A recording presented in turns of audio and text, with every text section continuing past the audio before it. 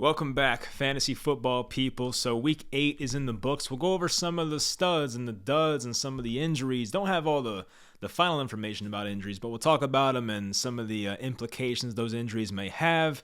If you have not subscribed yet and you're interested in fantasy football content, I will try to put out 3 videos per week as I have here. Monday, reactions to the week, even though I'm doing it on Sunday night. Tuesday at some time will be the waiver video, who I want to add, who I'm fine dropping, some trade targets, some sell targets, and on Friday or Thursday, we'll do start and sits of the week. So I did already the Tuesday and Friday portion. I've not done this type of video yet, but it's going to be kind of fun going back and seeing who had the best performances, who underwhelmed, should we be concerned, and all those type of things. So this has a chance to be a good weekend, honestly, for me. I mean, I'm doing pretty well with in fantasy right now. I have a chance to go 3-0. The Brooklyn Nets won tonight. The Giants play tomorrow. We'll see about that. Kind of had a rough weekend with my personal life, but that's just typical young adult stuff. So, anyway, that will work itself out, hopefully. So let's get into the video here. So we have the quarterback position.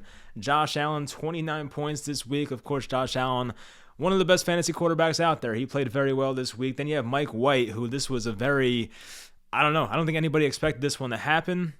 Mike White filled in for Zach Wilson, of course, and they went against the Cincinnati Bengals, and the Jets actually won that game, which was just crazy shocking. I don't know what happened there, but Mike White in this game came in at his first NFL start, had 405 passing yards, had 3 passing touchdowns. So, yeah, he was on the week the fantasy quarterback number 2. This does not include Monday night, so if something happens with Daniel Jones or Patrick Mahomes, that could change, but this is on Sunday, of course.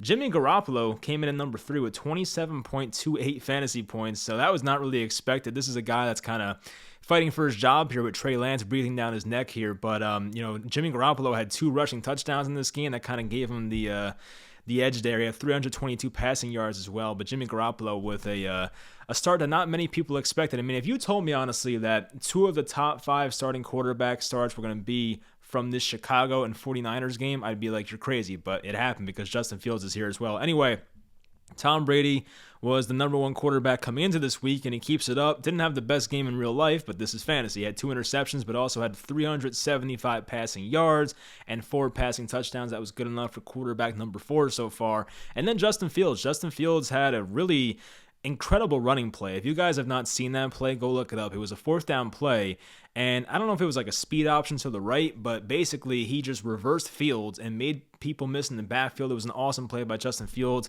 He had 103 rushing yards, 1 rushing touchdown, 1 passing touchdown. But when you can rush for over 100 yards at the quarterback position in fantasy, you're going to be in good shape. We've seen that before. For the running back position, this was some good advice on my part. I get stuff wrong, of course, but this one I got right. Michael Carter was one of my starts of the week, and he had the running back 1 performance, 32.2 fantasy points. He had a ton of targets in this game. I'll get the number real quick for you guys. He had 14 targets, Michael Carter. Holy crap. 9 catches, 95 yards. Also had 15 rushing attempts for 77 yards. He is the Jets running back 1, if you didn't know by now. I mean, Ty Johnson was used at some points in this game. I don't think Tevin Coleman was active, but Michael Carter, if you bought low on him or even picked him up or drafted him late and you're stashing him, this was obviously the stuff you've been waiting for here from Michael Carter. Next, we have a guy from the same game, Joe Mixon. He had 25.1 fantasy points. This, by the way, is full PPR. So, if you're like, this is not the same as my scoring, I'm doing 1 point per reception. That's the leagues I play in. So if you don't like it, then sorry, but that's usually what I play in. Anyway, Joe Mixon had 14 rushing attempts, but had 5 targets, 4 receptions, 58 yards, and a receiving touchdown. Also had a rushing touchdown. Joe Mixon, of course, I almost called him Joe Volume, but that would be a good way to put it as well. Joe Mixon gets a lot of volume, and he's going to be their guy, of course. And of course, Cincinnati has a pretty good offense this year. So Joe Mixon, as long as he's healthy, should be a top 10 running back the rest of the way. Speaking of top 10 running backs, Austin Eckler was questionable in this game. Of course, he kind of broke the news himself that he was playing in this game. But Austin Eckler had a good receiving day, of course. 6 catches, 60 yards, had 11 carries, 64 yards, and a rushing touchdown. So not like a monster day from Austin Eckler, but still, it's a good week, and the running back 3 right now.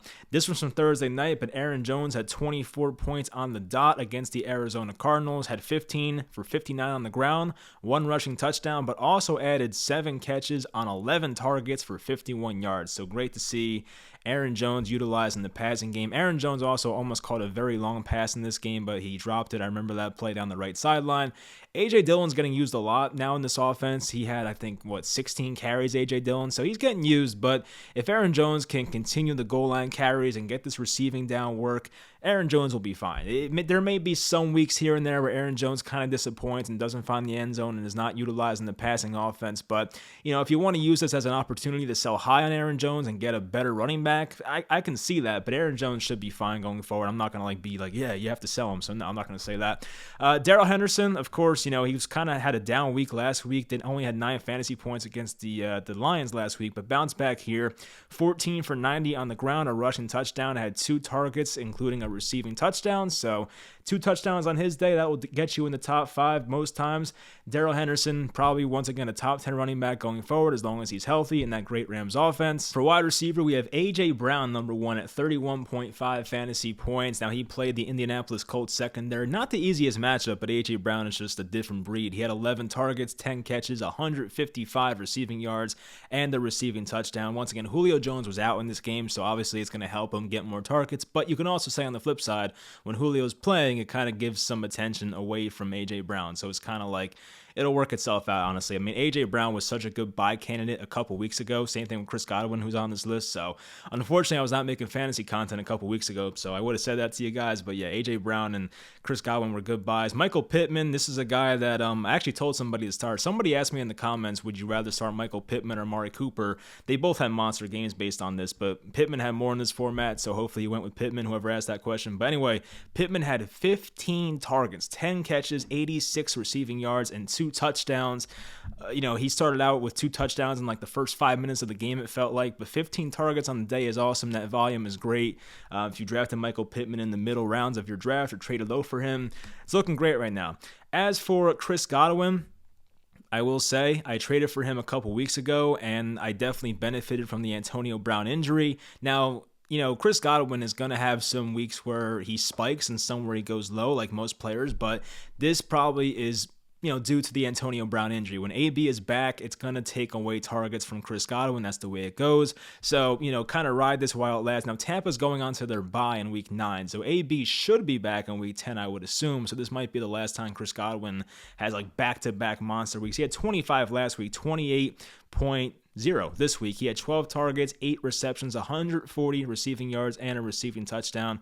I think he was close to scoring another touchdown. I think he was a yard away at one point, maybe. I forget. I don't know. Anyway, Chris Godwin was awesome in this game. Tyler Lockett, this one was out of nowhere. Tyler Lockett, the previous 2 weeks, had 5 points and 3 points. I mean, 3 points is awful, unplayable. But Tyler Lockett, finally has a big game here. 13 targets in this game, 12 catches, 142 yards. He was close to finding the end zone, I remember, but just missed it. I think he was on the 1-yard line as well, so he would just missed an even bigger week. So he probably would have been the wide receiver 1, actually, if he scored. So yeah, Tyler Lockett, big game. The Seahawks also go into their bye. There's rumors that Russell Wilson could return for week number 10. So we'll see how that goes. But if Russell Wilson's back, I think Tyler Lockett may be a good buy candidate. I mean, obviously it's not going to be as good coming off a 26-point game. But, with Russell Wilson coming back, we know who Tyler Lockett is. I don't think Russell will be 100%, but it definitely beats Geno Smith. So you got that going for you. Amari Cooper just played here on Sunday Night Football. Cooper had a late touchdown that kind of gave him this big day here. Had 13 targets, 8 catches, 122 yards, and that receiving touchdown late in the game. Cooper rushing the Cowboys, get that victory. As a Giants fan, of course, I'm pissed. Like, why couldn't the Vikings win that game? But yeah, that definitely sucks. But Amari Cooper, he's a guy who has, for the most part, been pretty consistent. He's been between 15 and 30 basically most of the season. He had that 38-point game in week 1, then had 2 5-point games in week 2 and week 3, but after that he's been fine. So Amari Cooper probably is a low-end wide receiver 1, high-end wide receiver 2 going forward. For the tight end position, TJ Hawkinson of the Lions, 18.9 fantasy points. I do believe, as a Giants fan, once again, Travis Kelce's probably going to have a monster game. The Giants don't cover tight ends very well, so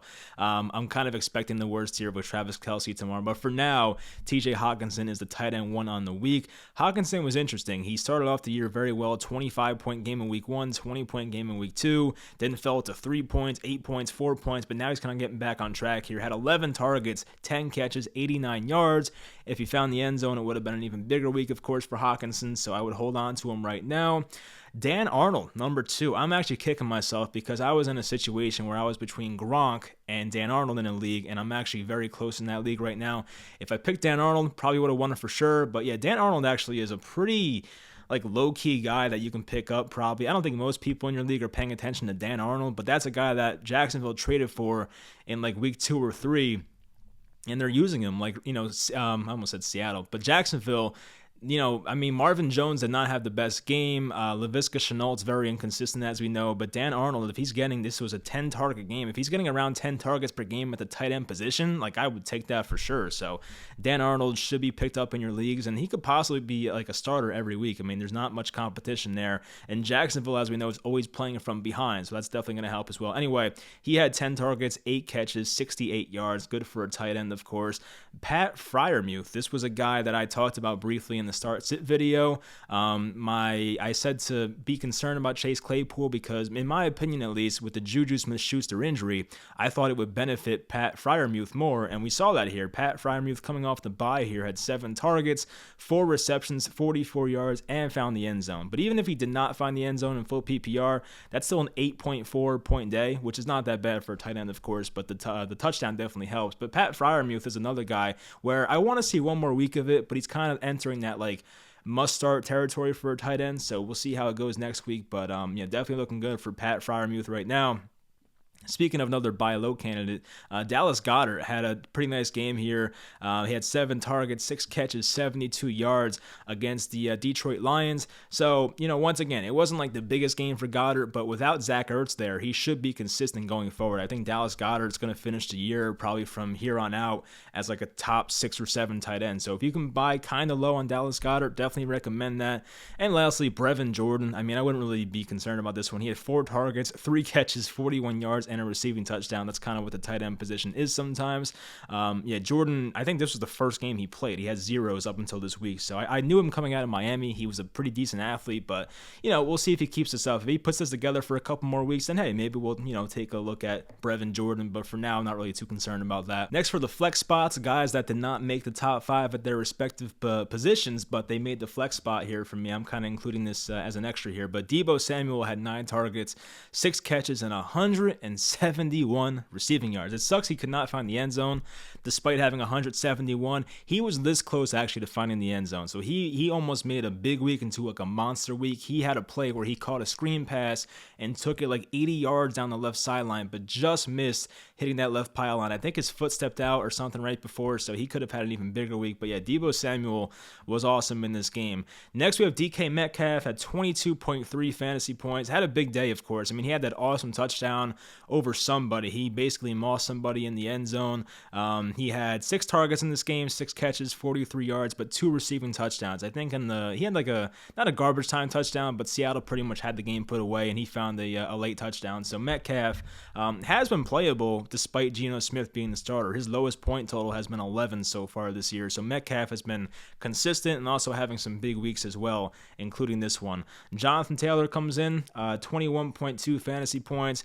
JT's been awesome lately. I traded him in a league and I'm pissed off about it. I got Kamara. By the way, the Mark Ingram signing is going to piss me off, and it's going to piss off every Alvin Kamara owner because Mark Ingram played an unnecessary amount of snaps today. Like, it made no sense. I felt like every time the Saints were on, it was Mark Ingram. And I'm like, why? He stinks. He's 31 or 32. Alvin Kamara is a freaking stud, and we're putting Mark Ingram in. It just bothered me. Anyway, Jonathan Taylor had 16 carries, 70 rushing yards, had 4 targets, 52 receiving yards, also had a rushing touchdown. So Jonathan Taylor continues to be a must-play guy, and he gets the Jets next week. So that's an awesome matchup here for Jonathan Taylor. But the Jets do play well against good teams. I don't know why, but they do. So maybe that's a concerning matchup. But yeah, it looks good on paper. Next, we have Najee Harris, who, of course, has been awesome this year. The volume is there. Has a chance to be like a top 5 running back, maybe top 3 this year. Had 26 rushing attempts. That's awesome. 91 rushing yards. Had 3 targets, 3 catches, 29 yards, also had a rushing touchdown. So Najee Harris is awesome. Continue to play that guy, of course. Cooper Kupp. Where's Cooper Kupp at on this list here? Cooper Kupp, of course, had another big game. It happens every week with this guy. He's the number 1 fantasy player entering this week. So he had 24, which is a bit of a down week for him, but that says a lot about him. So 9 targets, 7 catches, 115 yards, and a receiving touchdown for Cooper Kupp. So obviously, must start guy going forward. I doubt you can trade him or trade for him. So there's always that question of, should I trade a guy if he's playing at this level? I mean, like, if you can trade Cooper Kupp and get, like, I don't know, 3 tremendous players in return, I'm not going to say no to that, but in most cases, I would say, like, hold on to him. He's so reliable in this offense with Matthew Stafford. The Rams, of course, are awesome. Like, I would hold on to Cooper Kupp by all means here. Next, Philadelphia defense. I mean, they put up 21 in this game. They played very well, of course, against the Lions. They were actually in the start section for me, so if you listen to me, which probably most of you don't, but if you did and you picked up the Philadelphia Eagles defense, you were definitely satisfied. They had 6 sacks, a fumble recovery, a touchdown that was returned on the DeAndre Swift fumbles. So yeah, they were awesome in this game, of course. The Denver Broncos, I forget what they did exactly, but let's see. They had 5 sacks in this game, 2 interceptions, 2 block kicks. That was it. The guy, what's his name? The guy named Blewett. His last name's Blewett on Washington. Has all his kicks blocked, I think, this year. So yeah, 2 block kicks will help as well. Next, we have the New Orleans Saints defense. I don't think many people play the Saints. By the way, here on Yahoo, the Saints were dropped in 39% of leagues. So yeah, a lot of people were kind of going away from this Tampa Bay matchup, but they had 3 sacks, 2 interceptions, a fumble recovery, and a touchdown. They got that late touchdown on the interception. It was a weird play because the guy in the Saints probably, whoever intercepted it, probably should have went down, but he was like about to stop, and one of his teammates was like, dude, just go, and he went in the end zone. So yeah, they got the extra 6 points there. If you have the Saints defense, definitely helped you there. For Seattle, of course, playing Jacksonville, awesome matchup. They allowed only 7 points, had a sack, a interception, a return touchdown. That was funny, actually. So there was an onside kick late in the game. The score was like 24-7. Jacksonville just scored their first touchdown. They kick an onside kick, and I think it was not Freddie Swain. Maybe it was Freddie Swain. I forget. But some guy on the hands team for Seattle basically took the ball and ran it in for an onside kick return touchdown. So not the play you see every day, but it was pretty funny. And New England, who, New England always plays well against the Chargers. I guess it doesn't matter if it's Tom Brady or Mac Jones. They just always find a way to beat the Chargers. 24 points allowed, which is not great, but 3 sacks, 2 interceptions, a touchdown. I actually forget the touchdown. I don't know how it happened, but they had a touchdown on defense, of course. So New England, of course, was a nice play this week against the Chargers. I would not have recommended them personally, but they went out there and did their thing. So now, with that being said, let's get into some of the duds and some of the injuries here in week number 8. Next, for the week 8 dud performances, guys that did not play that well. First, we'll start with the injuries. I guess we'll go left to right. Makes the most sense. So the injuries, not a doctor. I'll just read off the injuries and kind of give my opinion about when they might come back or some of the implications. Anyway, running back James Robinson, who was off to such a great start this year, had a bad week 1, but has been great since, I feel like. So he had a heel injury, did not return in this game. It's a bruised heel, they said. That's what the Urban Meyer, I think, said that. So, bruised heel doesn't sound terrible. I feel like that might be like 1 week at most. I mean, hopefully he's back next week if you have James Robinson, so it's not overly concerning, of course. Quarterback Jameis Winston has a knee injury. I don't know if you're relying on Jameis week to week. Some people may have streamed him against the Tampa defense, and that definitely sucks if you did. Hopefully it's not serious. I think football's better when Jameis is in it, so I mean, I would hope that Jameis Winston's okay. Calvin Ridley, this one's kind of interesting. So there is no timetable. Calvin Ridley, sometime during the 1 p.m. games, I feel like it was a 1:30, 2 o'clock or so, like posted a whole thing how he's kind of just taking like a mental, not vacation, but just needs to get himself right mentally. So Calvin Ridley's going to be out for a bit here. We've seen this with some players. I think Lane Johnson, the right tackle for the Eagles, took like a mental, don't want to say vacation, mental absence for the Eagles. So like this happens, of course, with Calvin Ridley, who's a skill position player. People are going to talk about it more, so I always try to be like understanding of these things, and I don't have Calvin Ridley in the league, but I was very high on Calvin Ridley coming into this year, so it's disappointing, but hopefully the guy's okay. That's, of course, the most important part. But the thing about Ridley is you don't know when he's coming back, so like if you can sell Ridley right now and get what you think he's worth, I mean, you might as well do it because we have no idea when he's coming back. If I had to make a guess, I would think he comes back in the next couple weeks, but what the hell do I know? I mean, nobody knows. Unless you know Calvin Ridley yourself, you probably don't know. So I don't even know if Calvin Ridley knows. Anyway, Dak Prescott, quarterback of the Cowboys. Hopefully you had a backup option. Even if you played Cooper Rush, who's his actual backup in real life, he had 18 fantasy points as the backup for the Cowboys, so he was fine. He has a calf injury, did not play. They're making it seem like he'll be back next week, so if you're a Dak Prescott owner, I wouldn't be too concerned about this. Rob Gronkowski, as I said, I started Gronk in a lineup. I'm sure some of you did. Got 0. He actually almost caught a touchdown. He was close, but some guy in the Saints knocked it away. So yeah, almost had a touchdown, Gronk, but yeah, back spasms are not what you want to see, and Gronk, I think, has had back surgery in the past, so it sucks. I mean, that's a situation I kind of want to avoid because you never know when it's going to pop up again. But if he's practicing in full next week, I won't be too concerned about it. But if he has another week next week where he's very much questionable going into Sunday, I might want to go away. So it sucks because Gronk is a guy that can catch 2 touchdowns any given week, but you don't want to play a guy with back spasms because anything could happen. Now, for Sam Darnold, he had a concussion. I feel like he was playing okay in this game. They were definitely, close with the Falcons. Not to say the Falcons are good, but you probably weren't playing Sam Darnold anyway. It was a good matchup on paper. So, I mean, Sam Darnold might miss next week. P.J. Walker, of course, would be the replacement. I feel like P.J. Walker may have some fantasy upside. We've seen him rush before, and definitely having a rushing quarterback is going to help a lot in fantasy because rushing yards are more than passing yards, as we know. So, maybe P.J. Walker's a good streaming option. We'll go over that. I don't know who the Panthers play right now. So anyway, for the guys that underperformed that you probably had in your lineup, Kyler Murray played on Thursday, of course. I'm not overly concerned about Kyler Murray. Yes, there's a chance of injury. We saw him kind of get shaken up at the end, but he should be okay, they said. The problem was that there were 3 rushing touchdowns in this game. I think Chase Edmonds had 0 touchdowns coming into this week, or 0 rushing touchdowns coming into this week. He had one in this game. James Conner, of course, who everybody hates. I mean, I do have James Conner in a league, but I never play him, so it's just like a meme at this point. When you know the Cardinals are inside the 5-yard line, it's like, oh, here's James Conner time, because James Conner, I think, in this game had 5 carries for 22 yards, but 2 touchdowns. So it's a very much playable fantasy guy when you score twice. So it's very hard to predict James Conner. Anyway, I'm not worried about Kyler Murray. He had DeAndre Hopkins out for basically the whole second half. I mean, Hopkins came back at some points, but barely played, it felt like, in the second half. So yeah, keep Kyler. I mean, I'm not overly concerned. If he's healthy, he'll be fine. If he's a bit injured, that's concerning because Kyler is not running near the goal line like he used to, and he definitely benefited from the rushing touchdowns last year. So that's my slight concern, but I'm not going to sell Kyler Murray just yet. Jalen Hurts, I mean, this is one where I thought it was a great matchup. He would have a better game, and the Eagles, of course, dominated in this game. They won 38-0 or 38-7, and the Eagles' offense was great, but the problem was they had 4 rushing touchdowns, and none of them went to Jalen Hurts, which sucks. 2 of them to Jordan Howard, and 2 of them went to Boston Scott. And that kind of brings up the Kenneth Gainwell thing. So Kenneth Gainwell was supposed to be the guy replacing Miles Sanders, but turns out Boston Scott's the guy replacing Miles Sanders. I have not looked at the snap counts yet, but I don't think Kenneth Gainwell really played much at all until garbage time, the fourth quarter. I think Kenneth Gainwell in the first half had 1 carry for 3 yards. You can't play that guy. Kenneth Gainwell, as much as I liked him as a waiver ad and whatnot, you can't play him. He luckily got us 2 or 3 points this week, but nah, you can't play Kenneth Gainwell.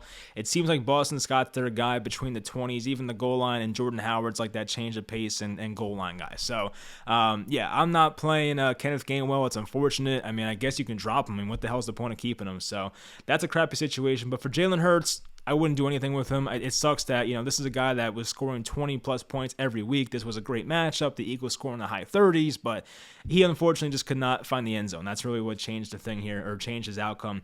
Terry McLaurin, I mean, it's a tough matchup, of course, playing the Broncos and, Patrick Surtain and all those guys. It is a tough matchup, so I'm not overly concerned about this one, but, he's still a high-end wide receiver 2, in my opinion. In most weeks, there are the tougher matchups, and some of the easier matchups, he may be a wide receiver 1, but, McLaurin's a guy that doesn't have the best quarterback. It does not sound like Ryan Fitzpatrick's coming back anytime soon, so you kind of got to ride the wave. If you can sell Terry McLaurin for full value and get, basically, 100 cents on the dollar here, then you may as well do that. But, I mean, Terry McLaurin, I mean, you're fine keeping him. There's going to be weeks where Taylor Heinicke's your quarterback and things are not going to go well, but I think in better matchups, McLaurin will be fine.